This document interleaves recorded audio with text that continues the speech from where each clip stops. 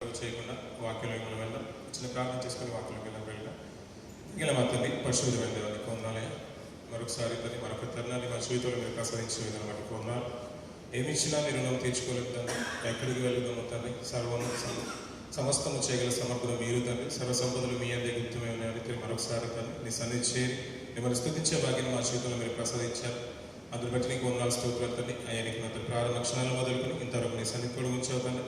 నాకంటే ముందుగా తండ్రి సౌదరు నిలబెట్టి ఉంచాక మాటలు అందించుకోవడానికి వందనాలు.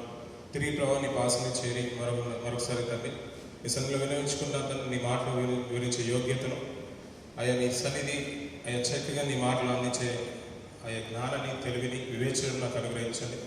మీ పరిశుద్ధంలో ఉన్న మాటలు ఉన్నట్టుగా తెలియజేసే సామర్థ్యాన్ని తండ్రి మీ పరిశుద్ధాత్మ సహాయాన్ని మాకు తోడుగా ఉంచండి. నీ బిడ్డలో హృదయంలో అది చక్కగా ఫలించేలాగే దయచేయండి. స్తోత్రాలు ఇటు సమయాన్ని అయ్యా ఇటు ఆలయాన్ని తను మీ చేతికి అభ్యసించని మీరు కృప చూపెట్టినదని దీన్ని బలపరచండి. అంచులంచుగా మీరు వర్తిలే చేయడానికి ఉన్నదని ఇక్కడ వచ్చిన ప్రతి ఒక్కరి మీ చేతికి అభ్యసించండి. వినగల చెవులు గ్రహించి మంచి మనసును వీళ్ళకి అనుగ్రహించండి. స్తోత్రాలు మీ పరిశుద్ధాత్మ సహాయాన్ని మాకు తోడుగా ఉంచమని మా ప్రభువైన యేసు విశేషంగా ప్రయాణించే తండ్రి ఆమేన్. ప్రియులరా, గతించిన కొన్ని దినాల నుంచి మనం వింటున్న మాటలు ప్రియులరా, దేవుని యొక్క సన్నిధి గురించి, దేవుని మందిరం గురించి, స్వర్ణ మందిరం అని, సాక్షపు మందిరం అని, ప్రత్యక్ష గుడారమని అనేకమైన విషయాలు దాని గురించి మన మాటలు మనం వింటున్నాం. ప్రియులరా, గతించిన దినాల్లో మరొకసారి జ్ఞాపకం చేసినట్టుగా ప్రియులరా, దేవుని యొక్క సంబంధిని పెంచుకున్న ఆదరణల తర్వాత దేవుడు సాక్షాత్తు తన సన్నిధిని ఇశ్రాయేలుతో పాటు ఉంచాలనుకున్నాడు. ఆయన సన్నిధిని ఉంచాలన్న దేవుడు అయ్యా నాకు ఒక మందిరం కట్టండి, అది మీతో పాటు ఉంటుంది. అది ఎలా ఉంటుందంటే పెద్దగా మీరు కట్టుకున్నట్టుగా కాదయ్యా, పెద్ద నాకు మందిరాలు అవసరం లేదు, చిన్న గుడారాలలో నేను ఉండాలనుకుంటున్నాను. అది డేరాలతో చేయమన్నాడు, తుమ్మకలతో చేయమన్నాడు. మందిరానికి బంగారం వాడమన్నాడు, నీల ధూమ్రసం రక్త వర్ణ గల వస్త్రాలు ఆ కాటన్ వాడమన్నాడు. ఇలా చాలా రకాల 15 రకాల వస్తువులను దేవుడు తెలియజేసినట్టుగా మనం చూసాం కదా పిల్లలు. అలా దేవుడు కొంతమందిని ఎన్నుకున్నట్టుగా బస్లేలు, అహోలియలను ఇలా ఎన్నుకొని కట్నగల వారిని ఎన్నుకున్నాడు. మనస్సుకు నచ్చిన వారందరూ కూడా యెహోవా ఆలయానికి, యెహోవా మందిర పనికి హృదయపూర్వకంగా అర్పణలు తీసుకొచ్చినట్టుగా మనం చూసాం పిల్లలు. ఇలా పనిని జరిగించారు. చక్కగాని రీతిగా ఏదైతే దేవుడు మోషేకి చూపించేశాడో కొండ మీద, ఆ రీతిగానే మోషే గారు పూనుకున్నట్టుగా మనం చూసాం పిల్లలు. అలా నిర్మాణం పూర్తయిపోయింది. నిర్మాణం పూర్తయిన తర్వాత ఒకటొకటిగా మనము ఆవరణం నుంచి ఒక్కొక్కటిగా నేర్చుకున్నాం. బయట ప్రాకారం, తూర్పున 100 మూలలు, తూర్పున 50 మూలలు, పడమర 50 మూలలు, ఉత్తరన 100 మూలలు, దక్షిణాన 100 మూలలు. దానికి స్తంభాలు అలాగే ఇతడి దిమ్మల్లో ఉండాలన్నాడు. డేరాలు ఉన్నాయి, ఆ వస్త్రాలు, ఆ తెరలు ఉన్నాయి చూసారు పిల్లలు. తెరలు తెల్లగా ఉండాలనుకున్నాడు. దానికి కొలతలు కూడా ఇచ్చేసాడు. దాని ఎత్తు 5 మూలలు, దాని పొడవు 5 మూలలు. ఇలా ప్రతిదీ కూడా దేవుడు సూచించినట్టుగానే మోషే గారు ప్రజలకు ఆజ్ఞాపించాడు. ఆ రీతిగానే బస్లేలు వారితో పాటు పనివారు పనికి పూనుకున్నారు పిల్లలు. ఇలా ప్రాకారం కట్టేశాడు. ప్రాకారం కట్టిన తర్వాత తూర్పున ద్వారం ఉండాలన్నాడు. ద్వారం గుండా లోపలికి వెళ్తే మొట్టమొదటిగా మనకు కనిపించింది బలిపీఠం అన్నాడు. బలిపీఠాన్ని కూడా కొలతలు ఇచ్చేశాడు. బలి మీద అర్పించే అర్పణను కూడా తెలియజేశాడు. అపరాధ బలి కానీ, పాప పరిహారాలు కానీ, దహన బలి కానీ ఏది అర్పించినా కానీ దేవుడు చెప్పిన మాట ప్రకారంగా చేయమన్నాడు. ఒకరు తప్పు చేసినప్పుడు కానీ, అది కావాల్సి చేసినా అనుకోని రీతిలో జరిగినా దాని నీతో ప్రాయచితం కలగాలని బలి అర్పించమన్నాడు. ఈ బలి ఎవరో కాదు, నేసినానికి సాదృశ్యమైన బలి అని, బలిపీఠం ఏదే కాదు, ఆయన శిలో యాగనికి సంబంధించిన మాటలని మనం గుర్తు చేసుకున్న పిల్లలు. అలా ముందుకు వెళ్తూ ఉంటే మన గంగాలం కనిపించింది. ఈ బలిపీఠం తర్వాత గుడారానికి, ఆ మందిరానికి మధ్యలో గంగాలం కనిపించింది. యాజకుడు బలి అర్పించినప్పుడు కానీ, బలి అర్పించిన తర్వాత కానీ, మందిరంకు వెళ్ళేటప్పుడు కానీ, మందిరంకు వెళ్ళి వచ్చినప్పుడు కానీ చేతులు కాళ్ళు కడుక్కున్నట్టుగా మనం చూసాం. అలాగే ఏ పొదులు ధరించినప్పుడు తను స్నానం చేయాలి, ఏ పొదులు ధరించిన ముందు ఒళ్ళంతా కడుక్కోవాలి, లేదంటే తను చనిపోతాడనే విషయంలో మనం జ్ఞాపకం చేసుకున్న పిల్లలు. సమాజము నేటి ప్రపంచమైనప్పటికీ పిల్లల అది ప్రక్షాళన కొరకు, బాప్తిసం కొరకు సాదృశ్యం చూసాం. మనం కూడా బాప్తిసం తీసుకున్న మనము, రక్షణకు వచ్చిన మనం కూడా వాక్యం చేత ఉదక స్నానం చేసి సంపూర్ణంలో మనం సాగిపోవాలి. అందులో కూడా ప్రవీణ యేసుని మనం చూసేసాం పిల్లలు. ప్రతిదీ కూడా ఆయన సాదృశ్యంగానే ఉంది. ఇది పరలోకము, ఈ పరలోకానికి ఛాయారూపంగా ఉంది. ప్రత్యక్ష గుడారము ప్రవీణ యేసు గారికి సాదృశ్యంగా ఉందనే విషయాన్ని కూడా మనం జ్ఞాపకం చేసుకున్నాం. ఇది ప్రత్యక్ష గుడారాన్ని ప్రవీణ యేసు గారు రిప్లేస్ చేశారు. దానికి మాదిరిని నాటి ఇశ్రాయేలుకు దేవుడు చూపించేశాడు, దేవుడు జనంగాన్ని చూపించేశాడు అనే విషయాన్ని మనం జ్ఞాపకం చేసుకున్నాం పిల్లలు. ఇలా గంగాలం తర్వాత మనకు కనిపించేది మందిరంలోకి వెళ్ళే ద్వారం కనిపించింది. అందులో 2 భాగాలు కనిపించేశాయి. అందులో ఉన్న 2 భాగాల్లో మనకు ముఖ్యంగా కనిపించేది అందులో పరిశుద్ధ స్థలం, అతి పరిశుద్ధమైన స్థలం. పరిశుద్ధ స్థలంలో 3 పాత్రలు మనకు కనబడుతాయి, 3 ముఖ్యమైన వస్తువులు మనకు కనబడుతూ ఉంటాయి ప్రియులారా. అందులో ఆ విషయాన్ని కూడా మనం జ్ఞాపకం చేసుకుంటే ప్రియులారా, దీపవృక్షం, ధూపవేదిక, అలాగే సన్నిధి వల్ల రొట్టె పిల్లలు. దీని గురించి కూడా మనం వింటూ ఉన్నాం. గతించిన వారం మనం ప్రారంభించాం పిల్లలు. మొట్టమొదటిగా సన్నిధి బల్ల గురించి మనం మాట్లాడుతున్నాం. ఈ సన్నిధి వల్ల ఎవరు పడితే వారు మందిరానికి వెళ్ళడానికి ఆస్కారం లేదు. యాజకుడే వెళ్ళాలి, యాజకుడు కూడా పవిత్రంగా ఉండాలి, నాజీలు చేయబడినట్టుగా ఉండాలి, ప్రత్యేకించబడినట్టుగానే ఉండాలి. మోషే ఆరోనులకు అతని కుమారులకు దేవుడు యాజకత్వం అప్పచెప్పేశాడు. అలాగే లేవీ కుమారులు, వీళ్ళు కూడా లేవీ కుమారులే, వీళ్ళు మోషే ఆరోను కూడా లేవీ కుమారులే. అలాగే మిగతా 3 లేవీ కుమారులకు మందిర సేవ పరిచయ బాధ్యతను వారికి ఇచ్చేశాడు. కహాతీలు, గెర్షోనులు, మెరారీలను చూశాం. వారికి ఇస్తూ యాజకత్వం మోషే ఆరోనుల కుమారులకు ఇచ్చేశాడు. మోషే ప్రధాన యాజకుడు ఉన్నాడు, అతని కుమారులు యాజకులుగా ఉన్నారు.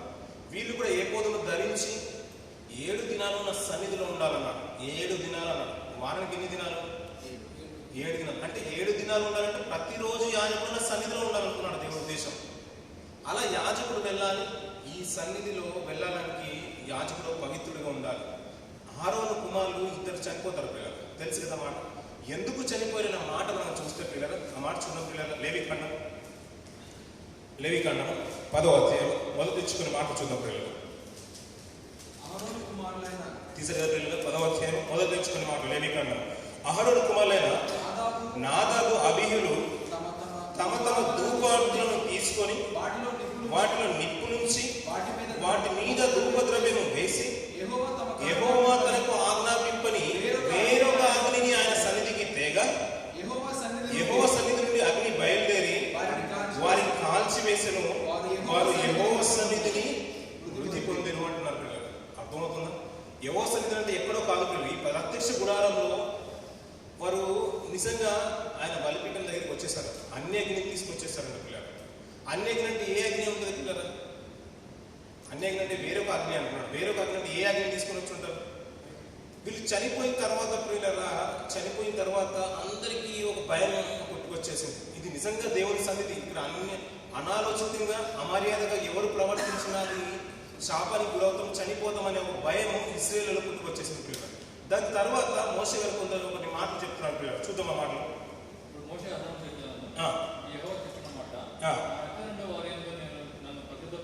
నేను నన్ను పరిశుద్ధపరచుకున్నాను. ఎలా అంటున్నాడంటే, నా యుద్ధ నుండి వారి నన్ను నేను పరిశుద్ధపరచుకుందును, ప్రజలందరి ఎదుట నన్ను మహిమపరచుకుందును అని ఇంకొక మాట చెప్తున్నాడు పిల్లలు. నన్ను నేను పరిశుద్ధపరచుకున్నాను. నాకు అనుగుణంగా ఎవరు బ్రతికినా ఇలాంటి సిచ్యువేషన్ జరుగుతుందని మరొకసారి హెచ్చరిస్తున్నాడు పిల్లలు దేవుడు. వీళ్ళు చేసిన కార్యక్రమం బట్టి అహరోను కుమారులు చనిపోయిన తర్వాత తిరిగి మోషే గారు కొన్ని మాటలు చెప్తున్నాడు పిల్లలు.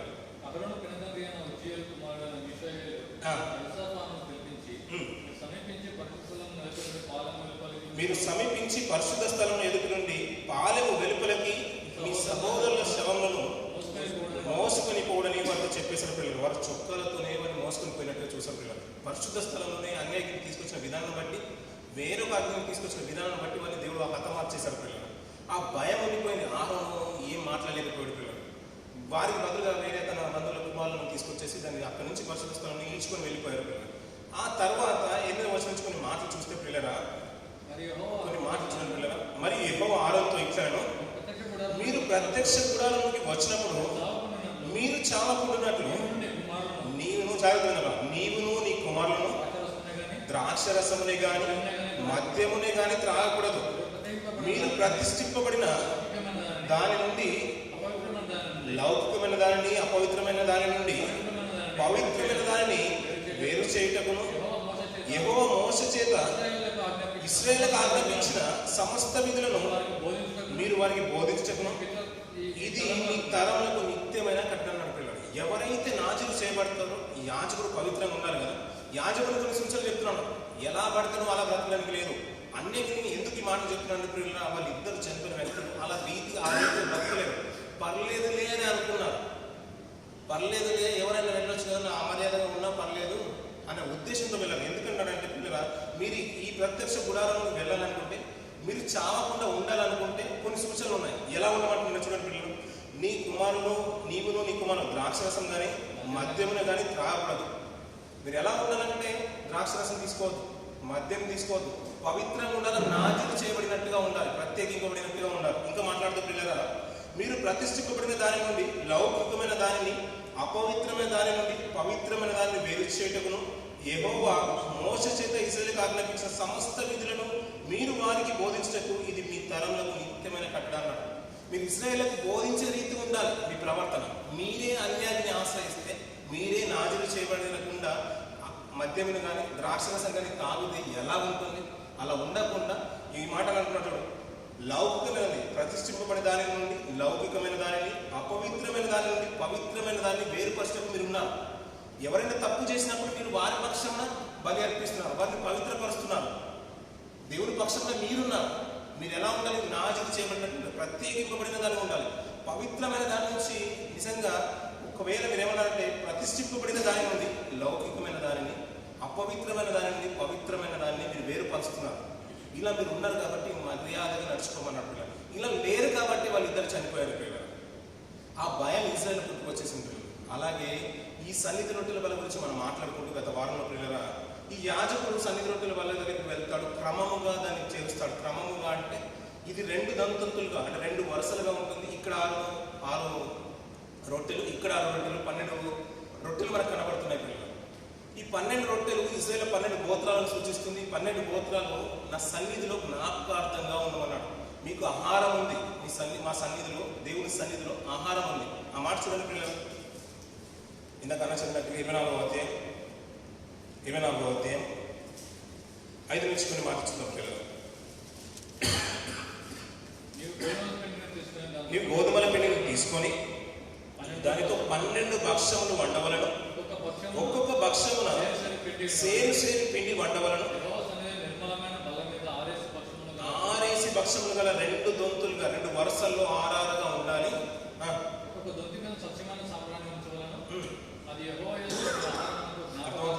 అది యెహోవా ఎదుట మీ ఆహారమునకు జ్ఞాపకార్థమైన హోమముగా ఉంటున్నట్టు పిల్లల. మీకు ఆహారం, ఇశ్రాయేలుకు నేనే ఇచ్చింది ఆహారం, ఇశ్రాయేలును పోషించింది నేనే, మీకు ఆహారంగా మిమ్మల్ని పోషించింది నేనే అనే ఒక విషయాన్ని మీకు జ్ఞాపకార్థంగా ఇక్కడ 12 రొట్టెలు ఉండాలి. మిమ్మల్ని పోషించిన దేవుడు నేనే. అల్నాడు ఐగుప్తు బానిసత్వం నుంచి మిమ్మల్ని నడిపిస్తూ అరణ్య మార్గంలో మిమ్మల్ని తీసుకొస్తూ, మీకు ఆహారం కావాలంటే ఆహారాన్ని, మన్నా కావాలంటే మన్నాను, నీళ్లు కావాలంటే నీళ్లను, ప్రతిదీ కూడా నేనే ఇచ్చేసాను కదా.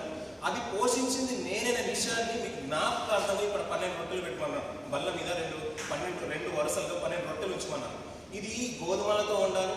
ఇది కహాతీలలో లేవీలకు దేవుడు ఒక అర్హతగా ఇచ్చేశాడు, వాళ్ళే వండాలి.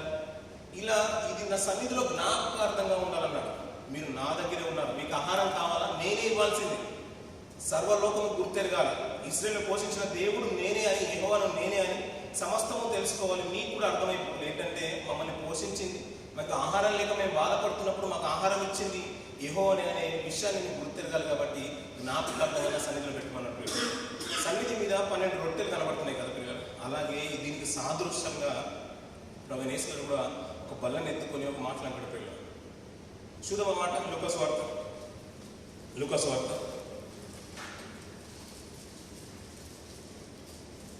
వార్త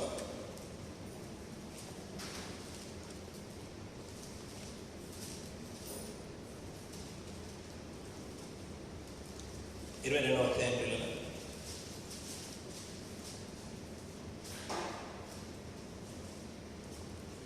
22వ అధ్యాయం 15 నుంచి కొన్ని మాట చూద్దాం పిల్లలు. ఆయన గిన్నె ఎత్తుకొని కృతజ్ఞతాస్తుతులు చెల్లించి, మీరు దీనిని తీసుకొని మీలో పంచుకునండి. ఇక మీదట దేవుని రాజ్యం వచ్చు వరకు నేను ద్రాక్షరసము త్రాగనని మీతో చెప్పుచున్నాను.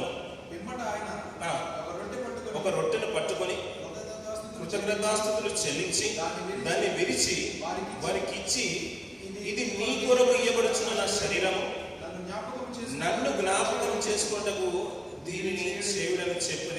ఆ ప్రకారమే భోజనమైన తరువాత ఆయన గిన్నె పట్టుకొని, ఈ గిన్నె మీ కొరకు చెందింపబడుచున్న నా రక్తము వలన కొత్త నిబంధన ఇదిగో అప్పగించు అని చెయ్యి, నాతో కూడా ఈ బల్ల మీద ఉన్నది. సరిపోతుంది.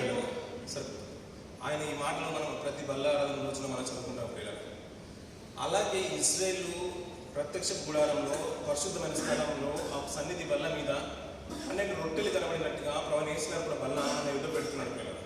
మనకు ఆ దానికి సాదృశ్యమైన బల్లను మన ఎదురు పెడుతున్నాడు. ఆ బల్లలో తన శరీరానికి సాదృశ్యంగా రొట్టెలు చూపిస్తున్నాడు, తన రక్తానికి సాదృశ్యంగా ద్రాక్షరసం చూస్తున్నాడు. ఇగో ప్రభు రాజ్యం వచ్చే వరకు నేను వచ్చే వరకు దీన్ని చేయమని చెప్తున్నాడు. ఎలా చెప్తున్నాడంటే ఇది నా శరీరం, నన్ను జ్ఞాపకం చేసుకోవడానికి దీన్ని చేయమని చెప్పాడు. మనం కొరింథీయుల రాసిన పత్రిక ప్రతిసారి చేస్తాం కదా. ఆయన రొట్టెని విరిచి అందరికి కృతజ్ఞతాస్తుతులు చెల్లించి పంచిచ్చిన తర్వాత ఇది నా శరీరము అన్నాడు పిల్లలు. మనం కూడా బల్లలో పాల్గొంటున్నాం కదా. ఆ బల్లలో పాల్గొన్న ప్రతిసారి మనకు గుర్తుకు రావాల్సింది ఏంటంటే రొట్టె అనగా మామూలు రొట్టె కాదయ్యా.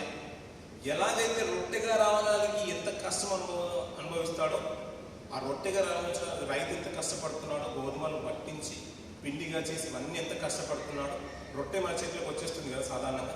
అలాగే ఆ నిత్య జీవానికి తీసుకెళ్ళడానికి ప్రభువు యేసుగారు మన కొరకు అంతలా నలిగిపోయేశాడు.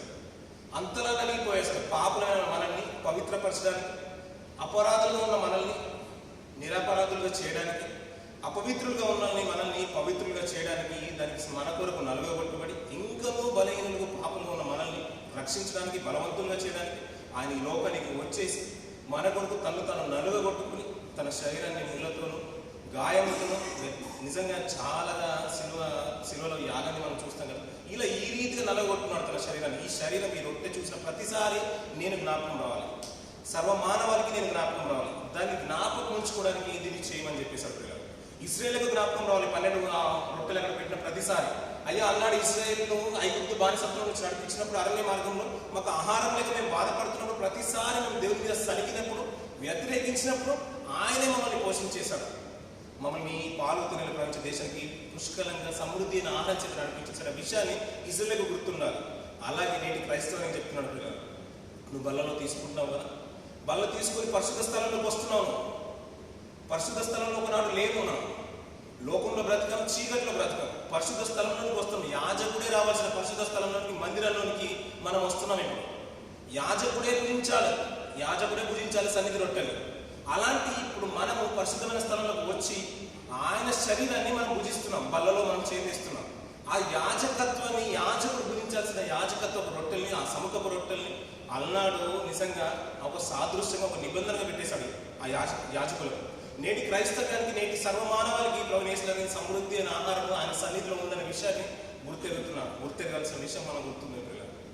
ఆయన సన్నిధిలో బల్లలు పెడుతున్నాడు. ఎవరైతే ఆయన బల్లలు తీసుకుంటున్నారో, ఆయన రొట్టెను తాకుతున్నారో, ద్రాక్షరసం భుజిస్తున్నారో, ఇది రొట్టె కాదయ్యా నా శరీరం, నేను మీ కొరకు నల్లగొట్టేశాను, మీకు నిత్య జీవాన్ని తీసుకురావడానికి తండ్రి నన్ను పంపించేశాడు, నా పనిని నెరవేర్చేశాను, నా ద్వారానే నిత్య జీవం ఉంది. ఆ విషయాన్ని మీకు గుర్తుండాలి. నేను మీ కొరకే నల్లగొట్టబడ్డాను, ఆ విషయాన్ని మీకు గుర్తుండాలి. నేను మీ కొరకే రక్తం ఖర్చేశాను, నేను ఎవరి కోసమో కాదు ఖర్చింది.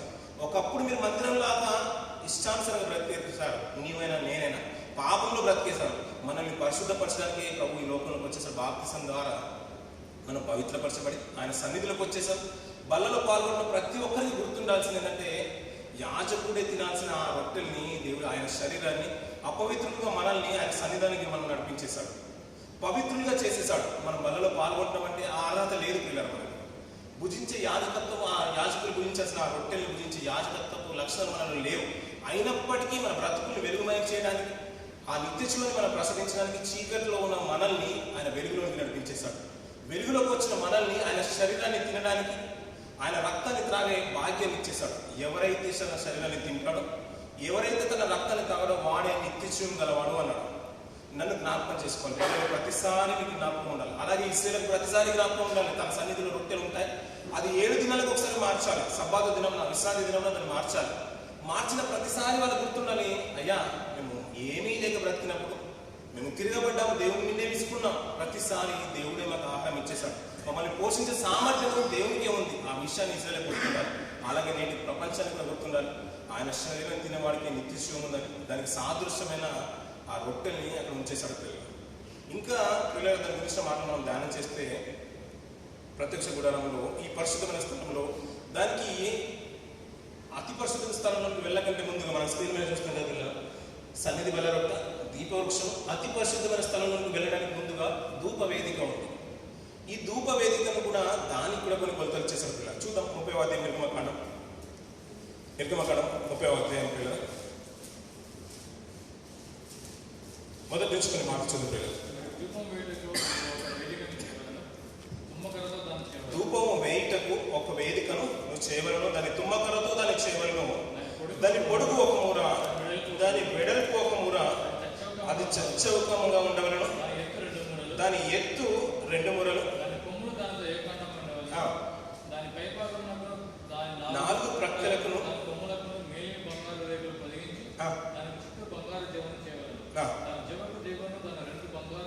దానికి 2 బంగారు ఉంగరములు చేయవలను. దాని 2 ప్రక్కల దాని 2 మూలల మీద వాటిని ఉంచవలను.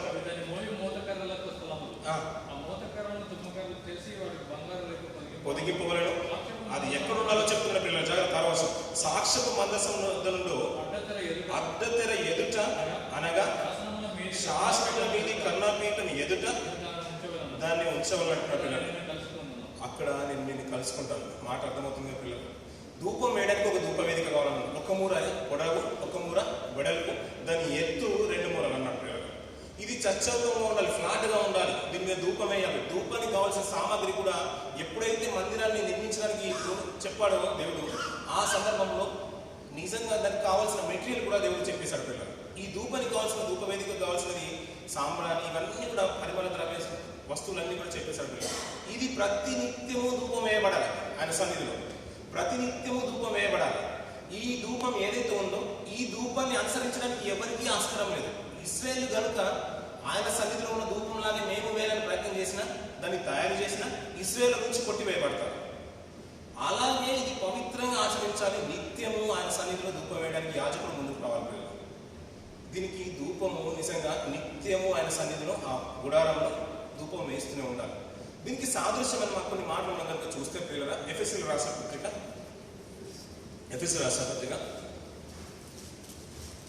5వ అధ్యాయం మొదటి నుంచి కొన్ని మాటలు చూద్దాం పిల్లలు. ఎఫెసీయుల రాసిన పత్రిక 5వ అధ్యాయం కొన్ని మాటలు. కావున మీరు ప్రియులైన పిల్లల వలె దేవుని పోలి నడుచుకుని, క్రీస్తు మిమ్మల్ని ప్రేమించి పరిమళ వాసనగా ఉండుటకు మన కొరకు తన్ను తాను దేవునికి అర్పణగాను బలిగాను అర్పించుకొనెను.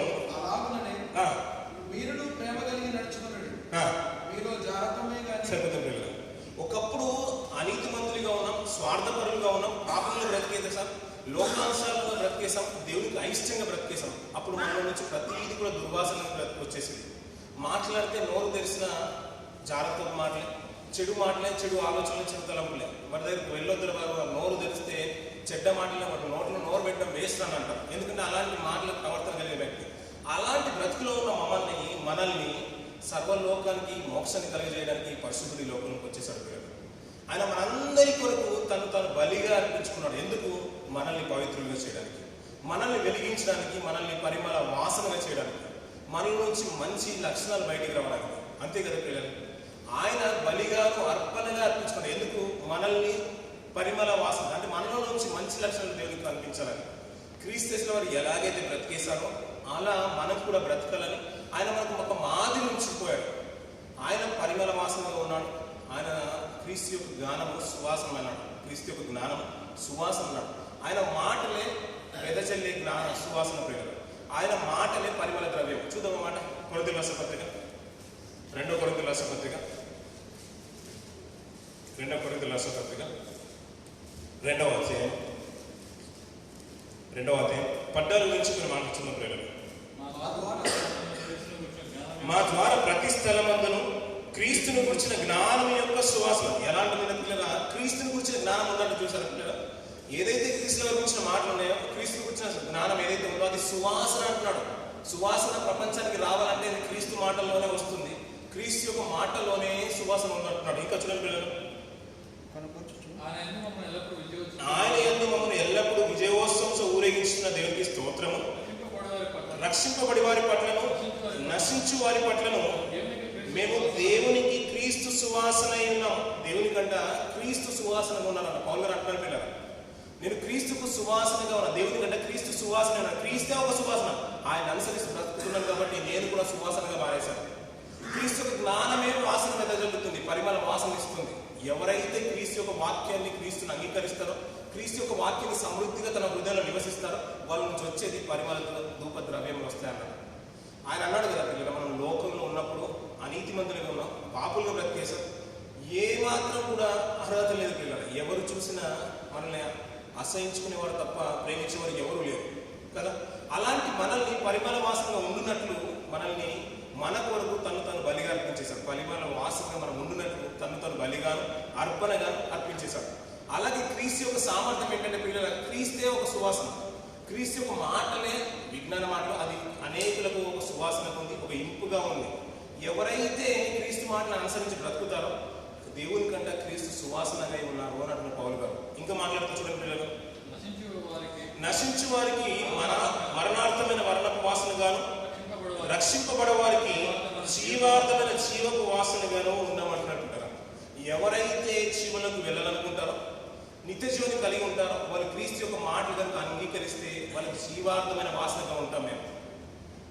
వాక్యము ఎవరైతే అంగీకరిస్తారో వాళ్ళకి జీవ మాటలుగానే ఉంటాయి, జీవ వాసనగానే ఉంటాయి. ఎవరైతే తృణీకరిస్తారో వారు మరణార్థంగానే ఉంటారు. ఎందుకంటే ఎవరైతే వాక్యాన్ని త్రోసివేస్తారో వారు నరకంలోకి వెళ్ళిపోతారు. ఎవరైతే వాక్యాన్ని అంగీకరిస్తారో వారు నిత్య జీవాన్ని స్వతంత్రించుకుంటారు. క్రీస్తుని అంగీకరించే వాళ్ళు జీవార్థమైన సువాసన కలిగి ఉంటారు. క్రీస్తుని వ్యతిరేకించేవారు మరణార్థమైన సువాసన కలిగి ఉంటారు. అదే మాట చెప్తున్నారు. క్రీస్తు యొక్క జ్ఞానం సామర్థ్యం ఏంటంటే ప్రియులు, అది వాసన వెదజల్లుతుంది, సువాసన వెదజల్లుతుంది. క్రీస్తు జ్ఞానానికి లక్ష్యం కూడా అదే. నేను వాక్యాన్ని అనుసరించి బ్రతుకుతున్నాను కాబట్టి నేను దేవునికి క్రీస్తు యొక్క సువాసనగా ఉన్నాను అని అంటారు పౌలు గారు. పిల్లలు వాసన ధూపం ఆ రోజు ఇశ్రాయేలు వేసేసేవాడు కదా, యాజకులు వేసేవాడు కదా పిల్లలు. ఆ మందిరంలో సువాసన వెదజల్లేదు ఆ ధూపము. అలాగే నేటి ప్రపంచానికి క్రీస్తు యొక్క జ్ఞానము సువాసన వెదజల్లుతుంది. ఎవరైతే అంగీకరిస్తారో నిత్య జీవాన్ని స్వతంత్రించుకుంటారు, ఎవరైతే తృణీకరిస్తారో వారు నరకానికి వెళ్ళిపోతారు. క్లియర్ కదా పిల్లలు. ఆ ధూప వేదికలో చూసిన ప్రభుకే సాదృశ్యంగా కనబడుతుంది పిల్లలు. ప్రపంచానికి, ప్రపంచం అంతా తన వైపు చూడాల్సిందే. నిత్య జీవం కావాలా, ఆయన వైపు దగ్గరికి రావాల్సిందే. నిత్య జీవనంలో వెళ్ళాలా, మోక్షం కావాలా, స్వర్గం కావాలా, మంచి బ్రతుకు కావాలా, ఆయన దగ్గరికి రావాల్సింది. ఆయన అన్నాడు పిల్లలు, నా మాటలు అంగీకరించేవాడు నిత్య జీవం గలవాడన్నాడు, నా శరీరం తినేవాడు నిత్య జీవం గలవన్నాడు, నా రక్తం త్రాగువాడే నిత్య జీవం గలవన్నాడు. అలాగే క్రీస్తు జ్ఞానం అంగీకరించేవాడు కూడా ప్రపంచానికి సువాసనగా ఉంటాడు. క్రీస్తు యొక్క మాటలు అంగీకరించేవాడు నిత్య జీవపు జీవార్థమైన వాసనగా సువాసనగా ఉంటారు. ఎవరైతే తృణీకరిస్తారో మరణార్థపు వాసనగా ఉంటారనే విషయాన్ని కూడా మనం జ్ఞాపకించుకోవాలి. పౌలు గారు అదే అంటున్నారు, అయ్యా నేను క్రీస్తు పోలు నడుచుకుంటున్నాను, నేను ఇప్పుడు దేవునికి ఎలా ఉన్నా తెలుసా, క్రీస్తు యొక్క సువాసనగా ఉన్నాను, పరిమళ ద్రవ్యంగా ఉన్నాను, ఇప్పుడు ధూపం వేయాల్సిన అవసరం లేదు, క్రీస్తు యొక్క మాటలు ఉంటే సరిపోతుందనే మాటను జ్ఞాపకించుకోవాలి పిల్లలు. ప్రపంచానికి మోక్షాన్ని తెచ్చే ఆయన కలిగి ఉన్న ప్రతి ఒక్కరు కూడా బ్రతుకులు పిల్లలు. క్రైస్తవులు చూడండి, ఎవరైతే దేవుని మాటలు చూడండి పిల్లలు, ఎవరైతే దేవుని మాటలు మాట్లాడుతారో వాళ్ళ నుంచి ఎప్పుడు చూసినా కానీ ఇంపుగా ఉంటుంది. చెడు ఆలోచన కానీ, చెడు తలంపులు కానీ వాళ్ళ మనసులో ఉండవు. ఎప్పుడైతే కొన్ని బయటలో వెళ్ళి చూడండి, అక్కడ మాట్లాడితే ప్రతి మాట చెడుగానే ఉంటుంది. అరే అనవసరంగా ముట్టామరా బాబు అనుకుంటాం. కానీ క్రైస్తవులు చూడండి పిల్లలు, ఎవరైతే వాక్యం ఉంటుందో, వాక్యానుసారంగా ఎవరైతే బ్రతుకుతారో వాళ్ళని తాకి చూడండి, ప్రతి మాట నిజంగా ఇంకో కొన్ని మాటలు వింటే బాగుండేమో అన్నట్టుగా ఉంటుంది. అదే పౌలు గారు అంటారు పిల్లలు, నేను మాటలు అంగీకరిస్తున్నాను, వాక్యాన్ని ప్రకటిస్తున్నాను కదా, నేను క్రీస్తు వాడిని అనుసరించి బ్రతుకుతున్నాను కదా, నేను దేవునికి ఎలా ఉన్నానంటే క్రీస్తు యొక్క సువాసనగా ఉన్నాను అంటున్నాడు. ఈ ప్రత్యక్ష గుడారంలో ముఖ్యంగా మనకు 3 కనిపిస్తున్నాయి. ఈ ప్రత్యక్ష గుడారంలో పరిశుభ్రమైన స్థలం ఇప్పుడు మనం వెళ్ళగానే, ద్వారం కూడా వెళ్ళగానే కుడి పక్కన సన్నిధి రొట్టెల వల్ల అక్కడ ఇశ్రాయేలుకు 12 గోత్రాలకు సూచనగా నా సన్నిధిలో మీకు ఆహారం ఉండేది అనే విషయాన్ని జ్ఞాపకార్థంగా 12 రొట్టెలు ఇన్నాడు. ఇశ్రాయేలుకు 12 గోత్రాలు ఇచ్చేశాడు. ఆ 12 గోత్రాలు నా యొద్దనే భుజించాయి, నేనే పోషించిన విషయాన్ని జ్ఞాపకార్థంగా ఇశ్రాయేలుకు తెలియని విషయాన్ని అక్కడ 12 రొట్టెలు ఉంచమన్నాడు. ఆ విషయం యాజకులకు ప్రత్యేకంగా సూచించాడు. అది కహాతీయులు సిద్ధపరచాలి, వారికి పరిచర్య భాగాలు వాళ్ళది, యాజకత్వం ఆరోనుల కుమారులది. ఇలాగే దానికి ముందుగా, అడ్డు తెరకు ముందుగా, అతి పరిశుద్ధ స్థలంలోకి వెళ్ళడానికి ముందుగా, కర్ణపీఠం మందసానికి ఎదురుగా, ఈ అడ్డు తెరకు ముందుగా మనకు ధూపవేదిక కనబడుతుంది కదా పిల్ల. ధూపవేదిక ప్రాణేశ్వరాలు కూడా సాదృశ్యం అనుకున్నాం. మన జీవితం కూడా ఇతరులకు సువాసన ఇచ్చే రీతిగా ఉండాలి. ఆ పరిశుద్ధమైన స్థలానికి సువాసన ధూపవేదిక ఉంది, ప్రపంచానికి ప్రాణేశ్వరు పరిమళ వాసనగా ఉన్నాడు. ఆయన మనల్ని పరిమళ వాసన చేయడానికి తను బలిగా అర్పించుకున్నాడు. ఆయనలో కూడా ఆ ధూప వేదికలు కూడా ప్రవహిస్తారు, మనం చూడగలుగుతాం. దానికి కుడి పక్కన దీపవృక్షం కనబడుతుంది పిల్లలు. వచ్చే వారంలో దీపవృక్షం వచ్చిన మాట మనం విందాం. ఈ కొద్ది మాటలు దేవుడు దేనికి ఆశ్రయించిన కాదు. దయచేసి మనం అందరం లేచినబడి ముగి ప్రార్థన చేసుకున్నాం పిల్లలు. మన మధ్యలో రూబెన్ గారు వచ్చి చిన్న ముగింపు ప్రార్థన చేయాల్సిన కోరుచున్నారు. రూబెన్ గారు వచ్చి ముగింపు ప్రార్థన